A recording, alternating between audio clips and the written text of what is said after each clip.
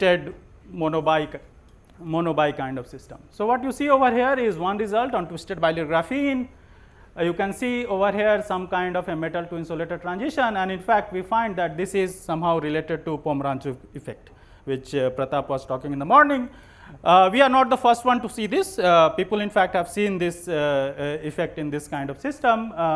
So, please visit this poster for details. Student will be presenting. Something more we are developing as of now. This is one of the major effort in the group. What we are trying to develop is develop this something called quantum twisting microscope. So, the idea is simple. You have two graphene sheets. So, you see over here, this is one graphene.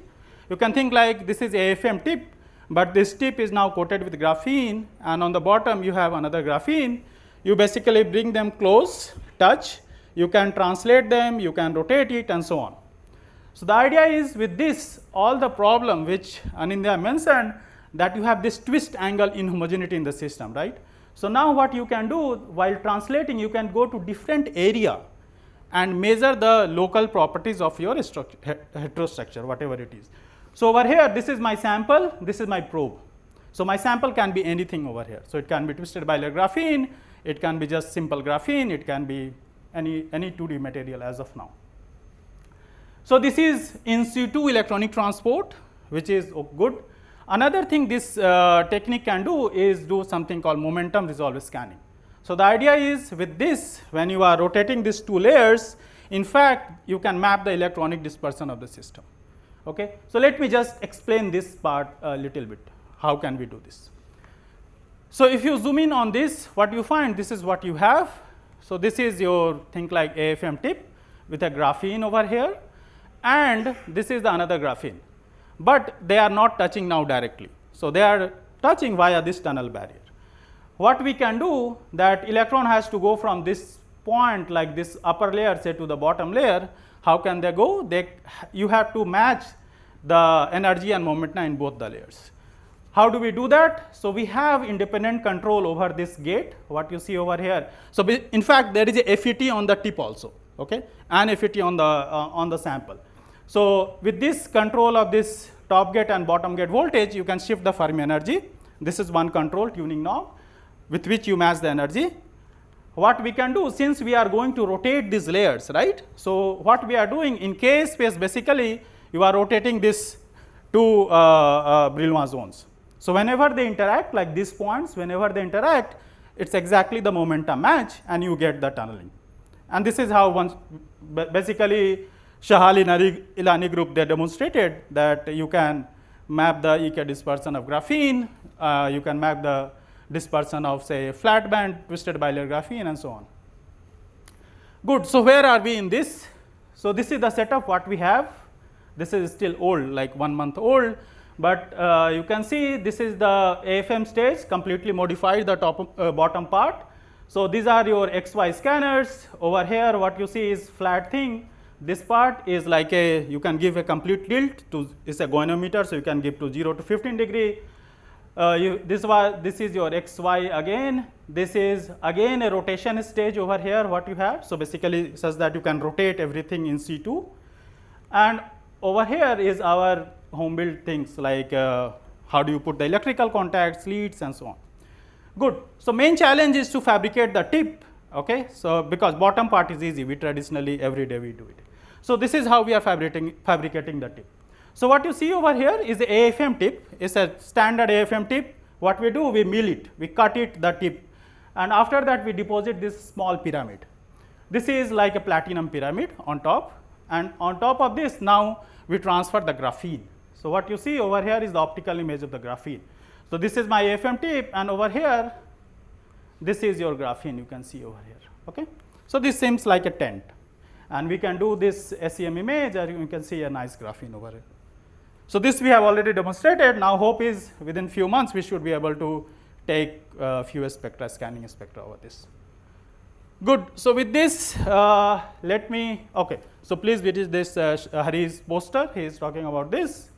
So, with this now let me go to phonons in the system, like so the system what we are generally interested in this Moire system Typically, we can classify this in two categories. One is something called homobilayer, which is like a graphene on top of graphene, and another one is heterobilayer, which is graphene on top of HBN. Okay? And what we are asking that how do these phonons behave in these two kinds of heterostructures.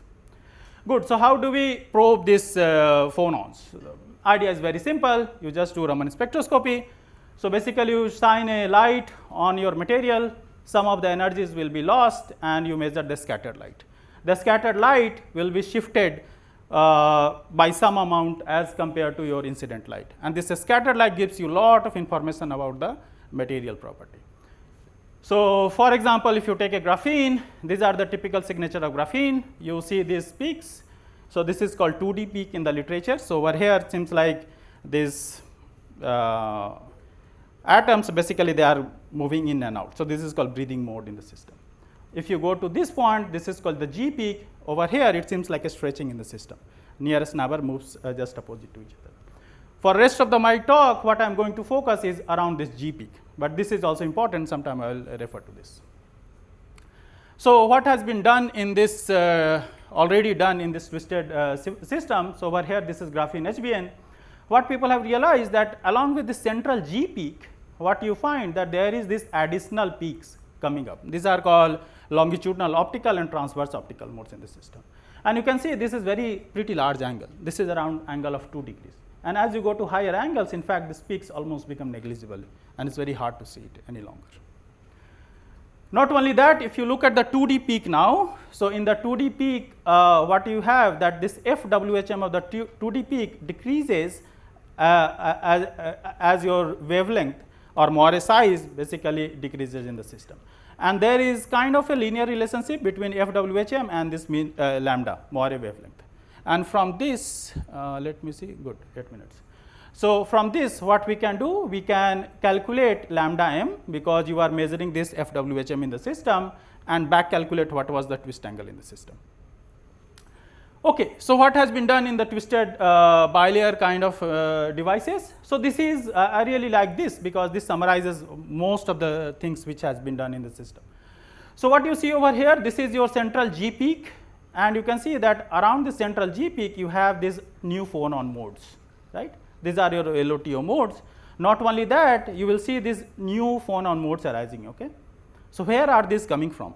In fact, these are various devices. These are at each angle these measurements have been done. So, these are like one sample, one measurement, one sample, one measurement, and so on. Okay. So, these are all the measurements. So, where are these peaks coming from? If you look at this phonon spectra, phonon dispersion of this twisted bilayer graphene, this is where these are coming from. So, these are your different phonon modes which are coming, and you can map them individually to each of these. Okay. So, how do we understand this? If you take this real space, in K space basically we know that our Brillouin zone they are rotated, and you have now this mini Brillouin zone. So, now what you are doing basically you are activating in this mini Brillouin zone your new phonon modes that's become active, and you can write that this new vector q basically is directly proportional to some kind of theta directly. Okay. So, this axis over here what you can think is like theta axis. Okay.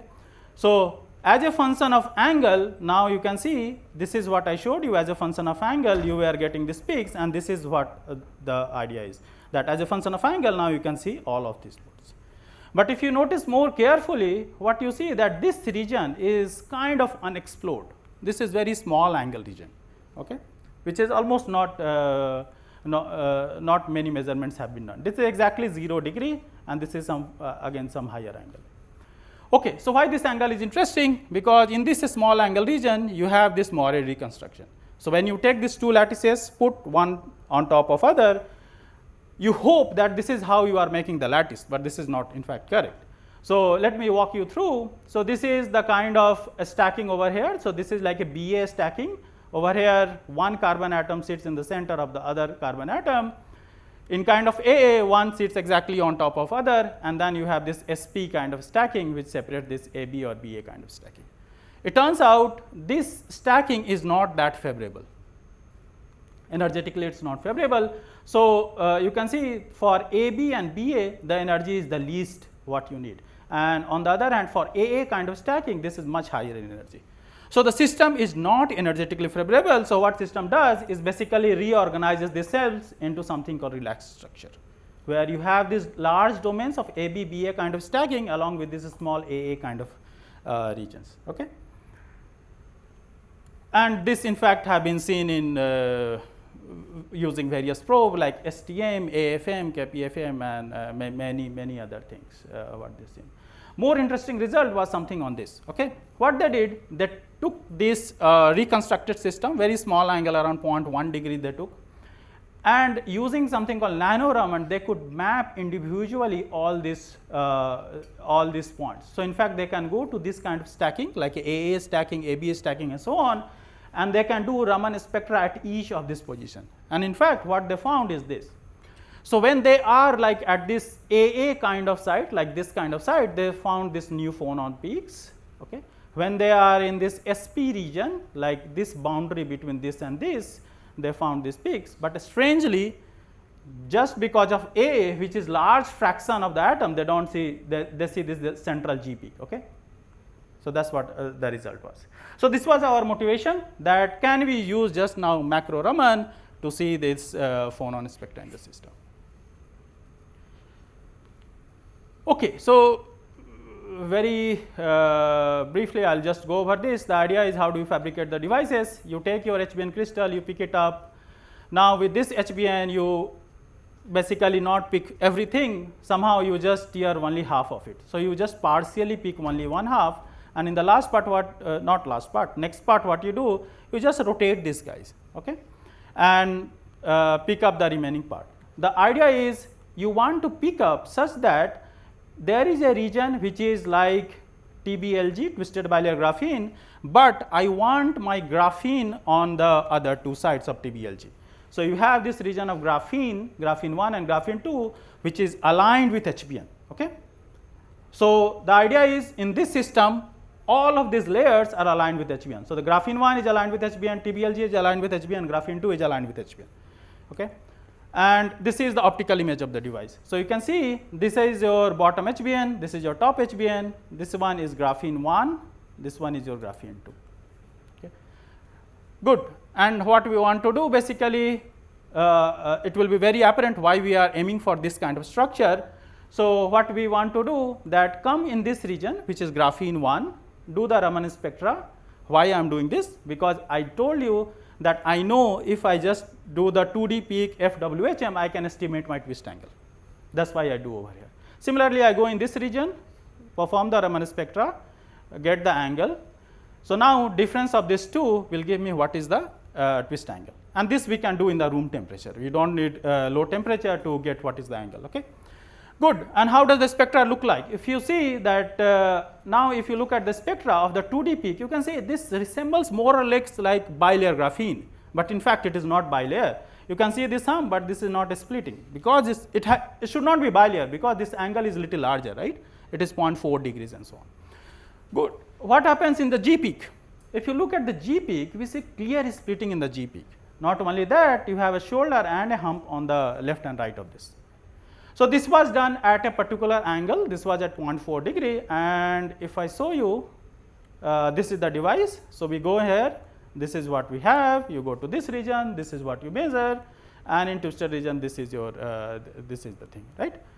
Okay, so now this we wanted to repeat as a function of angle. What happens? Do you see some new phonon modes as a function of angles in the system? That's what we are looking. The idea is simple, take this. We do at 0 degree, usual G peak Raman spectra. You go to little higher angle, you can see maybe little broadening in the system. If you go to little higher, you can start seeing this shoulder and a hump on the left and right. You go to little higher angle, 0.4 degrees, you can see clear splitting of the G peak.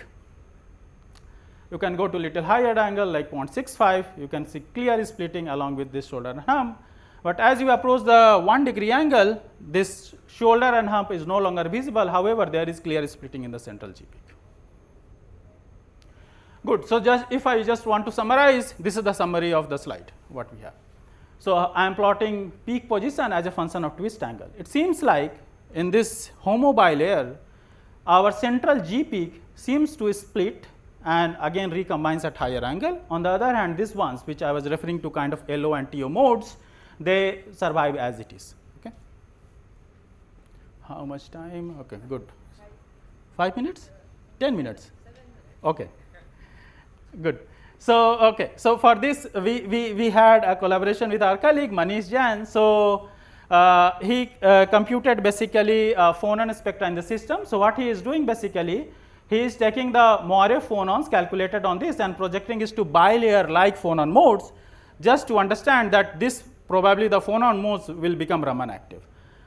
What he can also do, so this is the full spectra, full spectra on this. Now, he can individually ask like where are the contribution coming to these modes from? Is this coming from all this local stacking? So, he can now put the regions where these spectra are coming from. Okay. So, with this in fact we can, I will not go in detail, we can map out where are these phonon modes coming from. Okay. And we see that the central G peak splitting is coming from AB and SP2 kind of stacking. On the other hand, these two extremes are coming from this SP stacking, the one separating AB and BA kind of stacking regions. Okay, with this now, okay, so this is now I will run up. So, this is similar to what we have in our measurement. What happens as a function of angle, right? So, now I need to explain something which is decreasing as a function of angle. We see the splitting, but as you decrease in the angle, the fraction of AB regions actually keeps increasing, right? On the other hand, both SP and AA kind of stacking region, they decreases, and hence you can understand the contribution from the other regions is slowly decreasing, and hence you will end up with 4 to 3 to 1 peak and so on.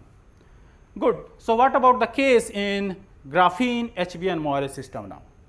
So, we had these devices, so it's naturally that I can go on this region and do the same kind of measurement, okay?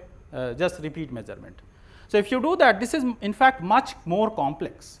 So, what you see that in this is another Moire system, right? There has to be another Moire. This is that Moire. So, this is graphene HBN Moire, right? So, now what we have in the system is basically a super Moire. It's not Moire. It's like a Moire of Moire, you can think like. So, this is the super Moire what we are looking for. Okay, so how does it look in the transport? So, this is how it looks. Let me walk you through over it. What is it? What you see, this is typically, I am not going to spend a lot of time, but this is Hofstadter butterfly. So, what is it? I am plotting resistance as a function of magnetic field and the filling factor. These are your Landau levels which are originating from Dirac point. This is 4, 8 and so on, plus minus 4 and 8. You can also see there are these ones which is originating from filling factor 1, plus minus 1.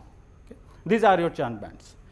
There are many details which I can talk about. You can see this guy, this fan which is originating, in fact it crosses filling factor 2, it crosses filling factor 3 and go all the way, right.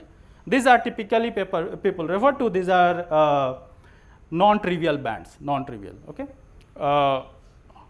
Good. What else are there? You can see these white ones. This white one seems to be, these do not seem to go to this integer nu. This can be fractional Chern, although I have to be careful that over here if I measure Rxy in the system, I do not see quantization. Okay. So, I can't claim that probably. Good. Okay. What else? You can see another feature over here. You see this line over here, this line, again this line, horizontal line, this one. These are basically brown jack in the system.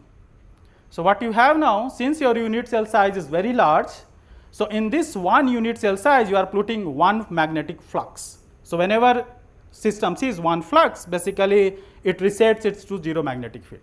So, that is why you can think like everything is starting from here, right? That is why you do not see anything. So, this is like phi by phi naught of 1. This is 2 flux quanta, this is 3 flux quanta in this unit cell size. In fact, this is a very nice way to go back and estimate what was my twist angle. Did I do everything correct? And in fact, it matches 1 to 1. There are many fine features which I am not talking about, but if there is interest, I can discuss. Good. So, let me summarize. I talked about this Moire phonons. I showed you that what is the effect of this reconstruction in the system. It is very rich.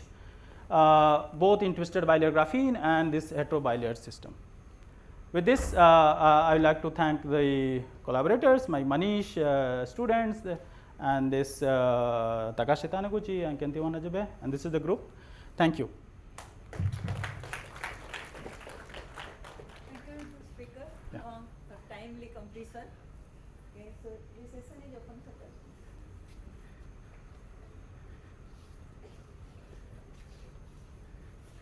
So the splitting of this phonon mode that you see, Right. Is there any connection to the superconductivity that one sees? Okay, At so- what twist angle Right. Does it happen? Right. So this is very different in fact. So this is other way around, because one thing is we have aligned with the HBN. So although we have seen this in systems which are not aligned with HBN, okay, but we have not cooled down those devices and to see superconductivity. So I can't comment directly. Another thing can be that maybe there is effect of HBN also in the system, so which I am ignoring. So I can't say yes or no. Yeah. But, so that's the second question. These devices do not show superconductivity Yes. at any angle. These ones do not show. This one we have cooled down to 250 millikelvin. We don't see signature of superconductivity.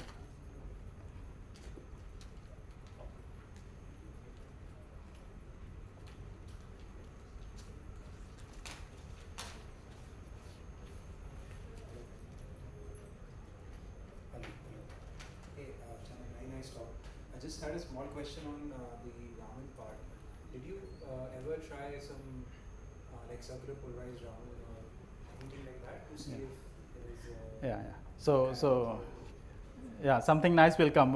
We had tried initially, but there was some technical problem, so we could not do in fact. But we were looking into this. Even this is at room temperature. We have not even cooled down to lower temperature. It will be much more richer in fact. Yeah. Yeah. So, two quick questions. Yeah. So, when it's aligned with HBM, there is a gap in the K point, Right. right? Right. So, we should not expect any superconductivity. That's what people have seen, but there is also controversial result that even in the aligned devices, there is one result which shows superconductivity.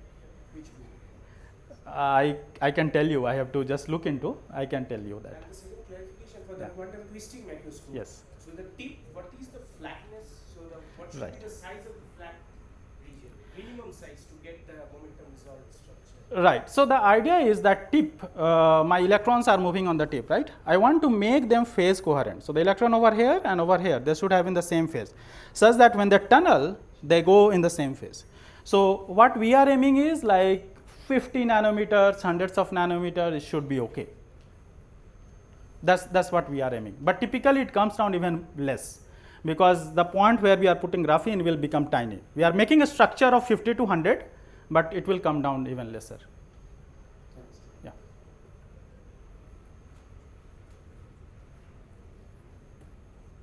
Thank you for the answer.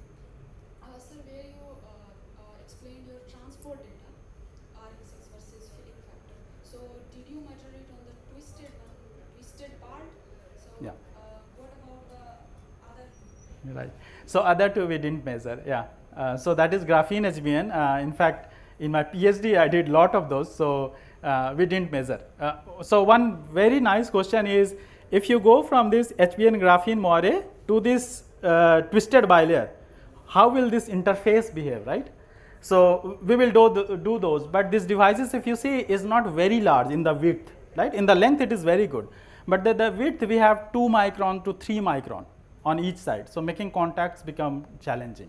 So if we can have a wider one, we are planning that in fact. That Actually, I was curious about that fifth one. So, are you seeing that fifth one for those two? Because they are also aligned with that. so you are right. So if I could have just measured on HBN graphene, then I would just get secondary Dirac point just because of the fifth one. So that is not the right way to plot. In fact, the new I plotted, the best way would be to plot on the density scale, such that I can calculate that density corresponds to whatever the energy. Okay. So yeah, because over here it mixes things. So I think that was the confusion. Yeah. And then do you have a real image of the device? Yeah, I showed real The contacted device. contact. I mean with contacts. We have, but it's not here probably. Yeah, we have. Yeah. I have a good question. Yes, yes, Thank you please. very much, Doc. So what about strains when you rotate? So like, and also why avoid to not measure the D mode? Maybe some signature D between D and G prime. So we have measured the 2D mode, but it is very complicated. So in fact, we don't understand. Okay, it's very arbitrary. We have measured that in all of them. We have measured. So we don't see any clear trend what is happening. But if you want, I can discuss with you. Yeah, we have done.